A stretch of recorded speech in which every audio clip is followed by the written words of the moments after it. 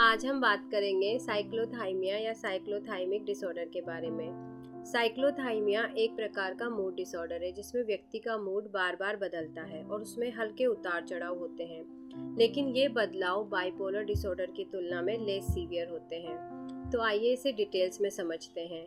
अगर आप या आपके किसी भी लव्ड वंस को ऐसा महसूस होता है कि उनका मूड कभी तो बहुत खुश हो जाता है और कभी कभी बहुत उदास महसूस करते हैं, तो ये वीडियो आपके लिए है।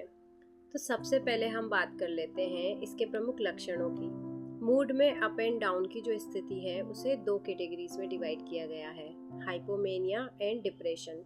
लेकिन इसमें डिफरेंस सिर्फ इतना है कि इसके लक्षण बाइपोलर डिसऑर्डर से थोड़ा सा कम सीवियर होते हैं। मतलब मूड का अप एंड डाउन जो है वो दिखाई तो देता है, लेकिन लोग उसको उतना सीरियसली नहीं लेते हैं।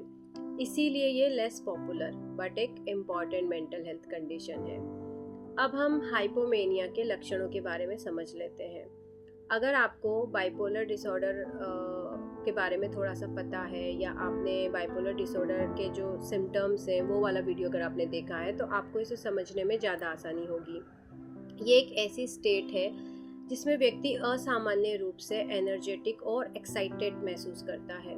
इसमें वो बहुत अधिक एक्टिव और कॉन्फिडेंस से भरपूर रहता है या ऐसा महसूस करता है कि वो दूसरों से बहुत बेहतर है, ज़्यादा बातचीत करने लगता है, नींद की उसको ज़रूरत महसूस नहीं होती है और हमेशा उसे कम सोकर यानी कि बहुत कम नींद लेकर भी फ्रेश फील होता है। बिना सोचे समझे और रिस्क से भरे वो फैसले लेने लगते हैं और उनका जो गुस्सा है, चिड़चिड़ापन है, वो भी बढ़ जाता है। ये सारे जो हैं वो हाइपोमेनिया के सिम्टम्स हैं। अब इसकी जो दूसरी स्टेट है जो कि डिप्रेशन है, उसके लक्षणों के बारे में भी समझ लेते हैं। इसके जो प्रमुख सिम्टम्स हैं उसमें लगातार उदास और थका हुआ महसूस करना, निराशा की भावना या किसी भी चीज़ को लेकर कोई एक्साइटमेंट नहीं रहता है, बिल्कुल इंटरेस्ट ख़त्म हो जाता है, कंसंट्रेशन में कमी आ जाती है और कॉन्फिडेंस कम हो जाता है, स्लीप साइकिल डिस्टर्ब हो जाती है। इसमें या तो व्यक्ति बहुत ज़्यादा सोता है या फिर उसे बिल्कुल भी नींद नहीं आती है, भूख में भी डिस्टर्ब हो जाता है और वो या तो बहुत ज़्यादा खाते हैं, ओवर ईटिंग करने लगते हैं या बहुत कम खाने लगते हैं, उन्हें खाने की इच्छा ही नहीं होती है। कई बार इसके मिक्स्ड सिम्टम्स भी दिखाई देते हैं, जैसे कि एक ही समय में हाइपोमेनिया और माइल्ड डिप्रेशन के लक्षण एक साथ महसूस होते हैं, जिसमें व्यक्ति बहुत ज़्यादा कंफ्यूज्ड और अनकंफर्टेबल महसूस कर सकता है और इसकी वजह से व्यक्ति के वर्क, रिलेशन एंड जो उसका डेली रूटीन है वो भी सीरियसली अफेक्ट हो सकते हैं।